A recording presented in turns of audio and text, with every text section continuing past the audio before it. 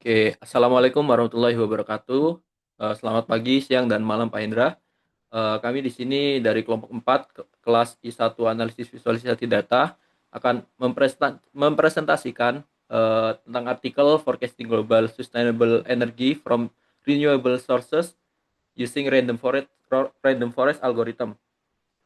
Di sini anggotanya yaitu Abian Arif Jasatrio dengan NIM 034 dan juga Anissa Fitria dengan NIM akhir 099. Oke, kita langsung lanjut ke bab 1 pendahuluan.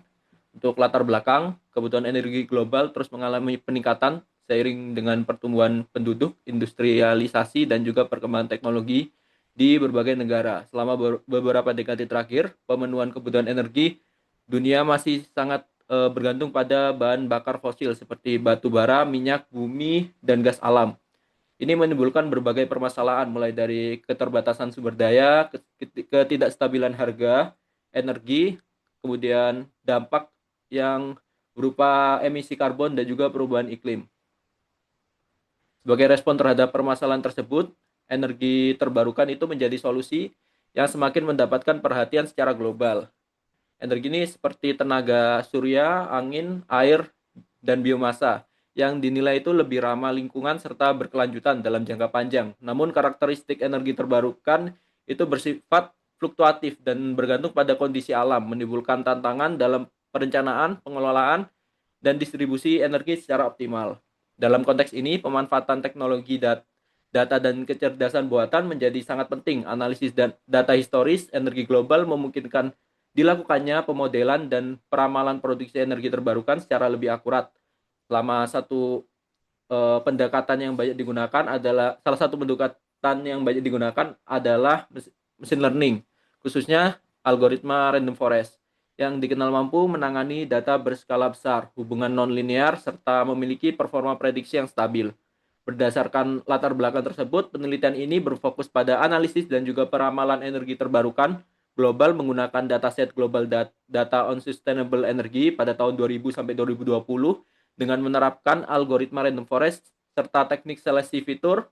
Penerapan ini diharapkan dapat menghasilkan model prediksi yang akurat dan juga meningkatkan pengambilan keputusan dalam perencanaan energi berkelanjutan di tingkat global. Oke, tujuan dari penelitian ini adalah sebagai berikut. Yang pertama, menganalisis data global energi berkelanjutan untuk memahami pola dan karakteristik produksi energi terbarukan. Kemudian yang kedua, membangun model prediksi produksi energi terbarukan menggunakan algoritma random forest regression. Kemudian yang ketiga, menerapkan teknik fitur selection untuk memilih fitur paling relevan dan juga meningkatkan performa model. Yang keempat, mengevaluasi kinerja model menggunakan metrik mean absolute error, mean absolute presenting error, dan juga coefficient of determination.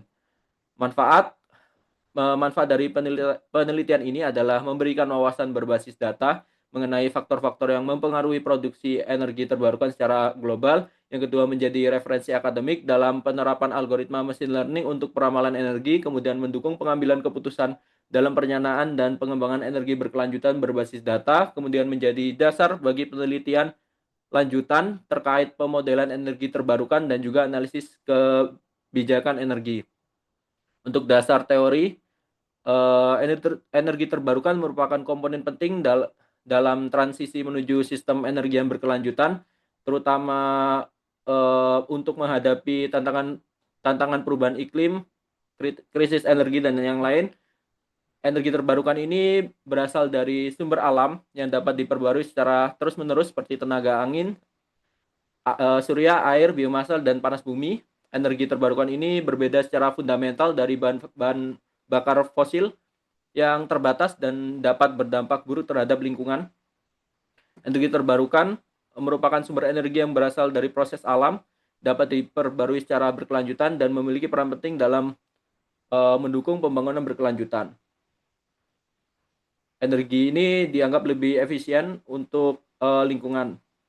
Selain itu, energi terbarukan berperan penting dalam mengurangi emisi gas rumah kaca dari sektor energi yang mayoritas masih mengandalkan bahan bakar fosil. Dengan memperluas pemanfaatan sumber energi terbarukan, negara-negara di dunia berupaya untuk mencapai target pengurangan emisi dan juga meningkatkan diversifikasi energi yang pada akhirnya itu mendukung tujuan pembangunan berkelanjutan atau Sustainable Development Goals dan komitmen global lainnya seperti mitigasi perubahan iklim.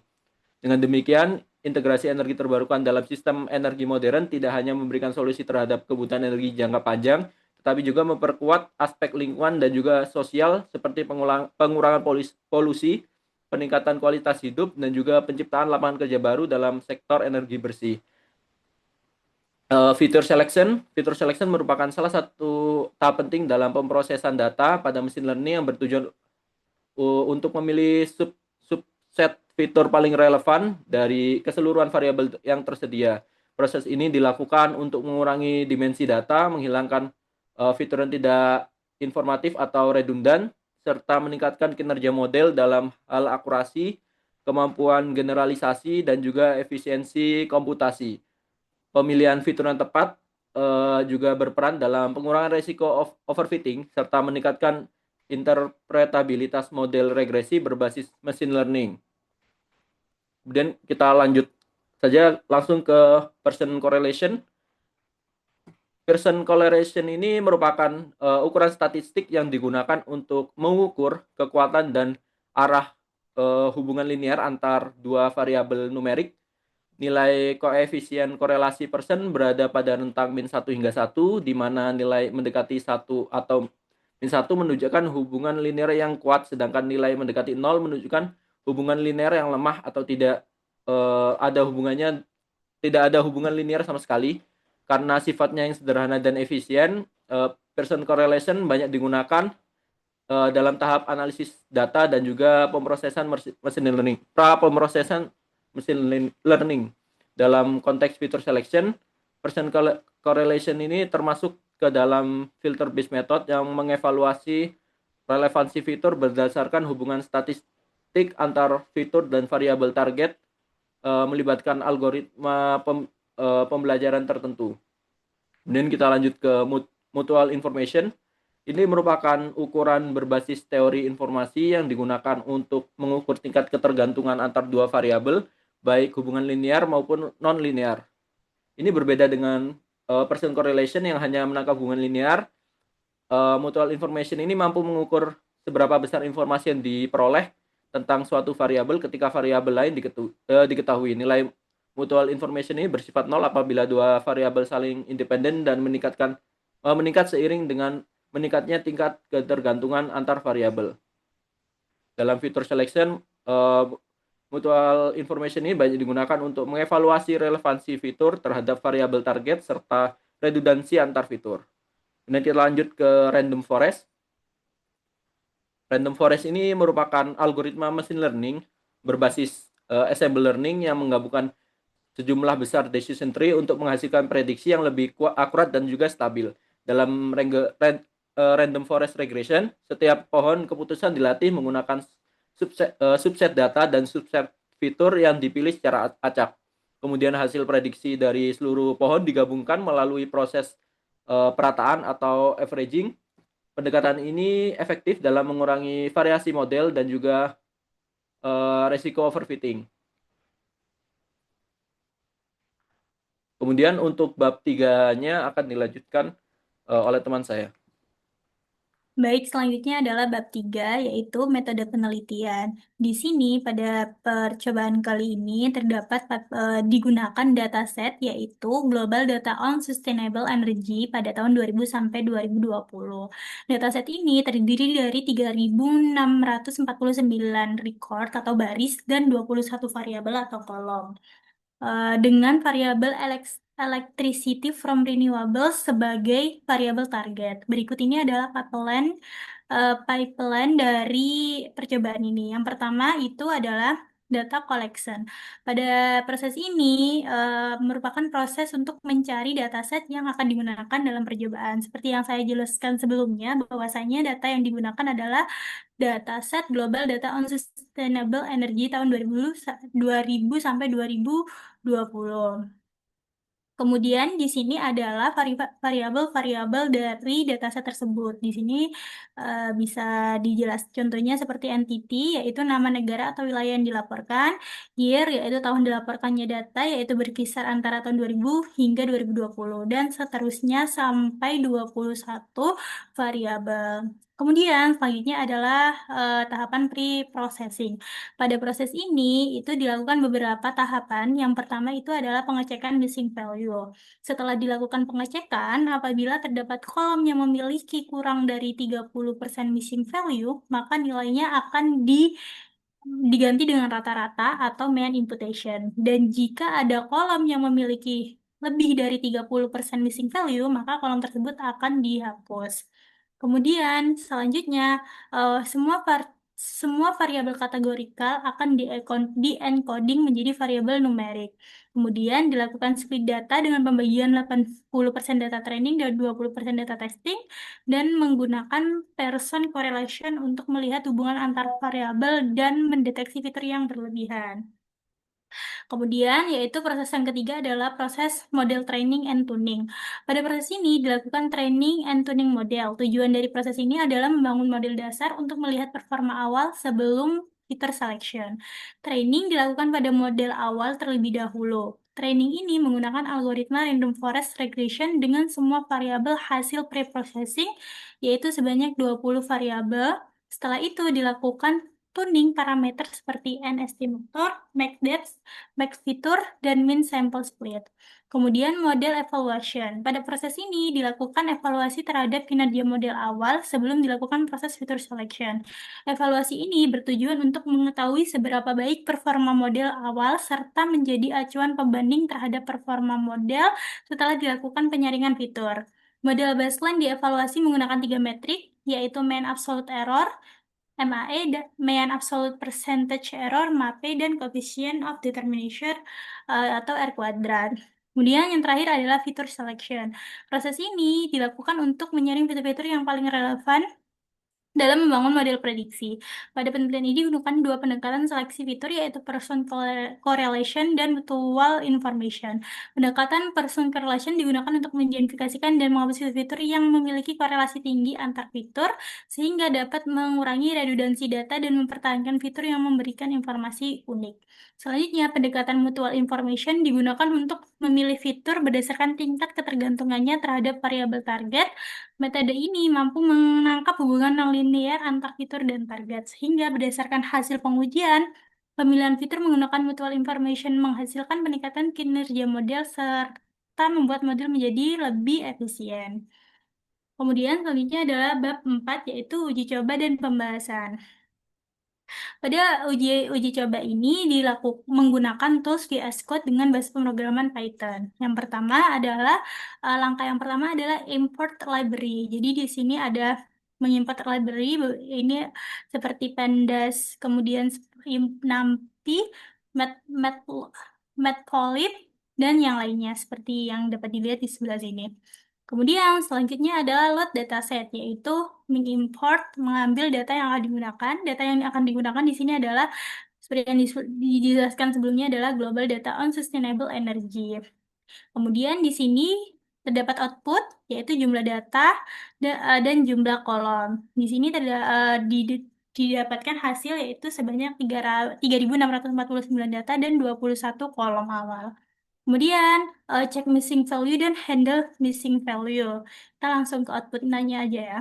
Nah, di sini pada output pertama ini itu menampilkan pengecekan missing value dan hasilnya itu berupa persentase. Jadi di sini kita melihat berdasarkan persentase jika ini tujuannya untuk proses selanjutnya, yaitu jika lebih dari 30 maka kolomnya akan dihapus, dan jika kurang dari 30 maka akan diganti dengan nilai mean. Di sini dapat dilihat bahwasanya terdapat dua kolom, yaitu renewable dan financial flow to developing countries yang memiliki missing value lebih dari 30%, sehingga pada tahap selanjutnya kedua kolom ini akan dilakukan penghapusan. Nah, seperti di sini, ini adalah hasil dari setelah melakukan penghapusan kedua kolom tersebut. Dapat dijelaskan sebelumnya bahwasanya sebelumnya data aslinya itu memiliki 21 kolom. Karena dua kolom ini memiliki missing value lebih dari 30, maka dihapus, maka sekarang hanya tinggal 19 kolom atau 19 atribut. Kemudian selanjutnya itu adalah eh, output setelah melakukan penggantian terhadap missing value yang kolom tersebut itu memiliki missing value kurang dari 30%. Di sini bisa dilihat setelah melakukan penggantian tersebut atau imputation itu, imputasi itu, eh, dilihat bahwasanya setiap atribut sudah tidak memiliki lagi missing value. Seperti halnya di sini 0000. Maka penggantian missing value berhasil. Kemudian selanjutnya adalah encoding variabel kategorikal. Di sini eh, variabel kategorikal itu hanya satu, yaitu kolom entity. Karena kolom entity ini adalah berisikan nama-nama negara, dan apabila di-encoding, dan di-encodingnya itu harus menggunakan hot one encoding, sehingga ketika di-encoding, dia akan menghasilkan banyak kolom lagi berdasarkan negara-negara tersebut. Oleh karena itu, di sini kami memutuskan untuk kolom entity-nya dihapus. Kemudian selanjutnya adalah person correlation. Di sini didapatkan hasil berupa heat map dari hubungan antar variabel dengan person correlation. Di sini, jika warna dari setiap kotaknya itu semakin terang, maka dia memiliki hubungan yang kuat antara kedua variabel. Contohnya seperti variabel electricity from fossil fuels dan CO2 emissions itu memiliki nilai sebesar 0,95. Hal ini menunjukkan bahwasanya keduanya memiliki hubungan yang positif sangat kuat. Selanjutnya adalah menentukan fitur dan target. Seperti yang dijelaskan sebelumnya pada metode penelitian, bahwasanya fitur eh, atribut yang dijadikan fitur yaitu fitur renewables renewables. Jadi pada saat ini jadi fitur selectionnya ada 18 karena satunya sudah dijadikan target. Kemudian selanjutnya adalah mutual information. Pada mutual information ini menghasilkan output berupa nilai-nilai dari mutual information, di mana semakin besar nilai MI-nya, maka semakin penting juga fitur tersebut. Di sini output yang ditunjukkan itu adalah top 10 fitur yang memiliki nilai MI terbesar. Hal ini dilakukan untuk melihat seberapa besar informasi suatu fitur terhadap target. Kemudian selanjutnya adalah menentukan jumlah fitur terbaik. Di sini menggunakan random forest. Di sini nilai yang di-outputkan yaitu MAE dan R2. Jadi MAE itu diberikan untuk melihat rata-rata kesalahan prediksi. Semakin kecil nilainya, maka semakin baik. Sedangkan R kuadrat diberikan untuk melihat seberapa baik model menjelaskan variasi data. Semakin mendekati nilai 1, maka semakin baik juga hasilnya. Dan hasil dari output di atas menunjukkan bahwasanya semakin bertambahnya fitur, akurasinya juga semakin meningkat. Selain itu juga tidak terjadi overfitting dan signifikan. Dapat dilihat bahwasanya jumlah fitur sebanyak 18, yaitu di sini pada nomor 13 ini, memiliki nilai MAE terkecil dan nilai R kuadrat terbesar. Kemudian model finalnya, sehingga dapat disimpulkan bahwasanya terdapat jumlah fitur terbaik yaitu 18 dengan 3.649 data. Oke, jadi kita masuk ke random forest classification. Jadi pada tahap ini untuk memprediksi kategori tingkat energi terbarukan, yaitu dari rendah, sedang, dan juga tinggi. Untuk sintaknya, itu yang pertama ada pembentukan label. Jadi di sini kita akan membagi label itu jadi 3 kategori, yaitu low, medium, dan juga high berdasarkan distribusi data menggunakan kuartil dan juga persentil. Kemudian menentukan fitur dan target ini digunakan sebagai variabel input, sementara nanti fitur-fiturnya itu akan digunakan sebagai variabel input, sedangkan nanti ada kolom namanya energy class itu digunakan sebagai target klasifikasi.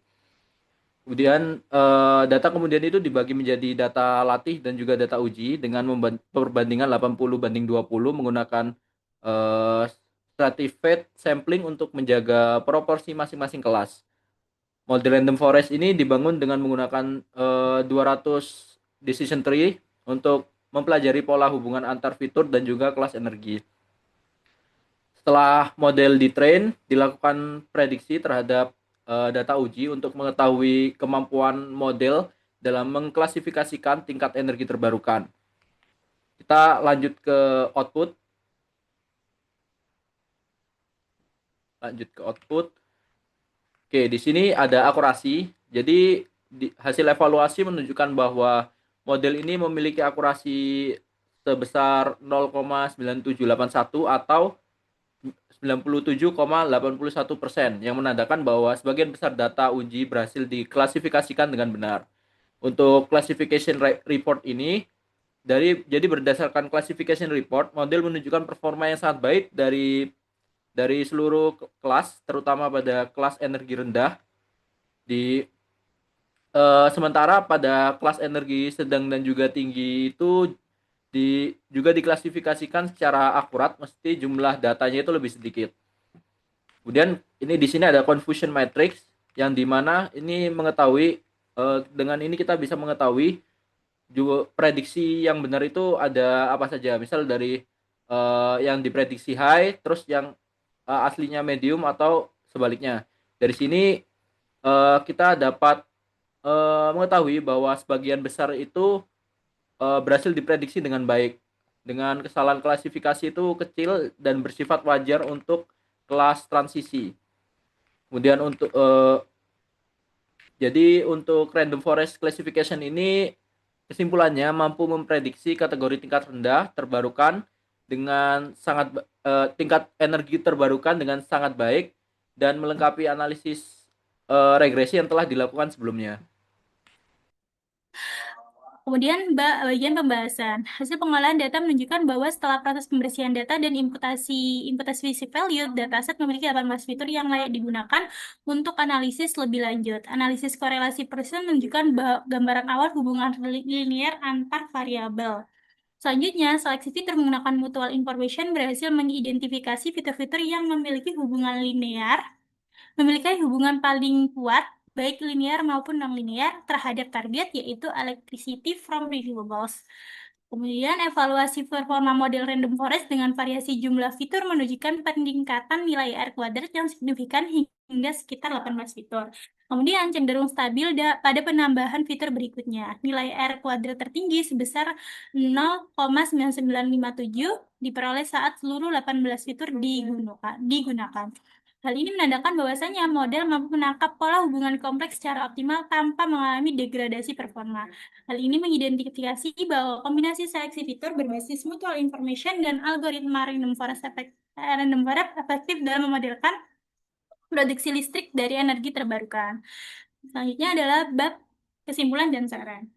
Baik, kesimpulannya, berdasarkan hasil analisis dan pengujian yang telah dilakukan pada dataset Global Data on Sustainable Energy, dapat disimpulkan bahwa algoritma random forest regression mampu memodelkan dan memprediksi produksi listrik dari sumber energi terbarukan dengan sangat baik. Proses pre-processing data, termasuk penanganan missing value, encoding variabel kategorikal, serta penghapusan atribut yang tidak layak, berhasil menghasilkan dataset yang bersih dan siap digunakan untuk pemodelan.